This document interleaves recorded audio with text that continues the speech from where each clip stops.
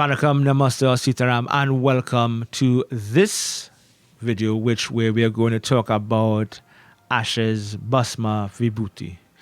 Right, in the Srimad Devi Bhagavatam, which is more in detail, right, a little more detail than the Maharshi Puran, it talks about the greatness of wearing ashes and utilizing ashes.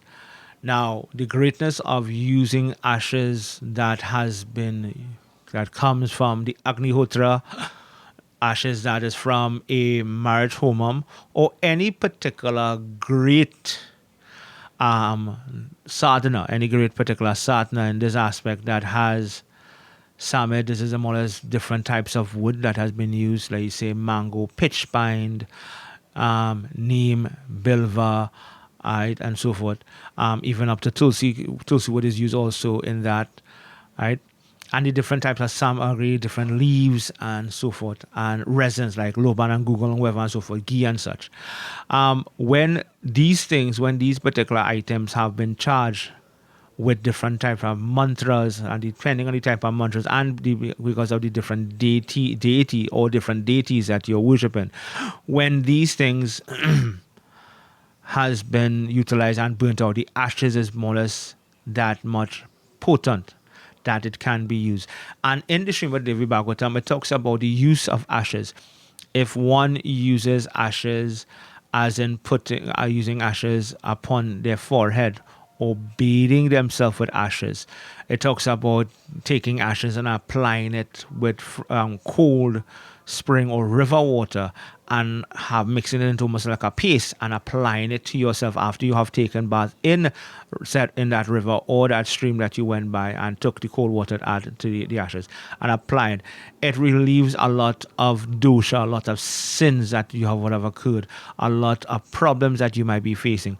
So using ashes in this aspect, and we see that different aspects, mostly the Shivates use that as in different ways. You see them. Vaishnava will use that. Shivates will use it in a particular way. Shaktas will use ashes in a particular way. But in the Srimad Devi Bhagavatam, it is recommended in a particular way.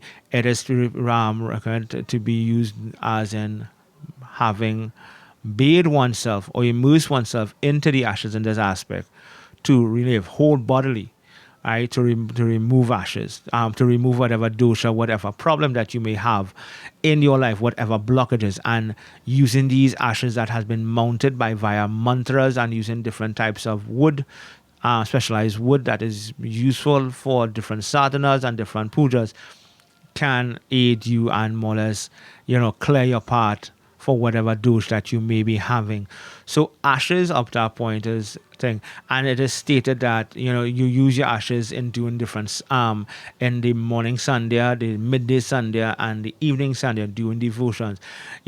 One who is a Shivate or aspect and does not have ashes up to that point, it is more or less it is bad in a sense. It is bad, but it does give remedy if one should not have ashes to use to put upon themselves, like ticker across the forehead or to mark the body across the chest, the torso, and whatever arms and such up to the feet.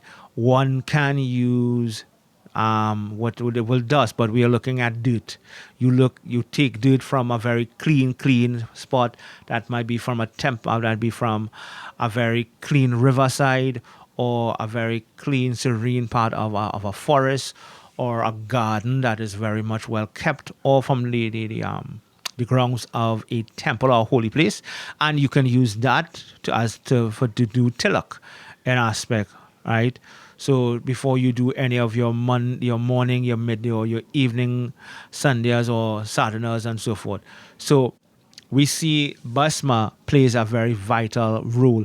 We see in many different aspects when people do hawans, they would take ashes from the hawan and do tilak and so forth, right? Because why? The ashes has been mounted with using different types of herbs and such, different twigs and seeds and whatever, and they have been mounted by the different types of mantras one has been using, along with ghee and such and so forth, and camphor, right? And these things more or less are beneficial to the body, is beneficial spiritually to you, right, to remove different doshas, to clear different blockages and so forth. Right.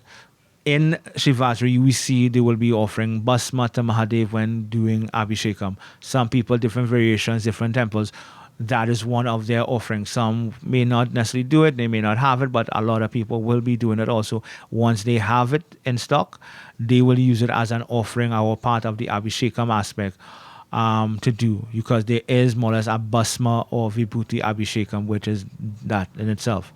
Right? Most people think Abhishekam is in being liquid. No, it doesn't have to be liquid alone. It can be ashes also. The vibhuti can be added with milk. It can be added with water, and to make a liquid form now, to be poured also again and can be used. So this is more or less the importance of bhasma or vibhuti in devotion, and applying it to your body, your forehead, your neck, your chest, your torso, which we get from the Srimad Devi Bhagavatam. Applying these things in different places of your body relieves different ailments, different doshas, different problems that one might have, and different sins. Please join me in the next video where we'll look at the aspect of bhasma and vibhuti being utilized with a particular aspect of tilak or tikka.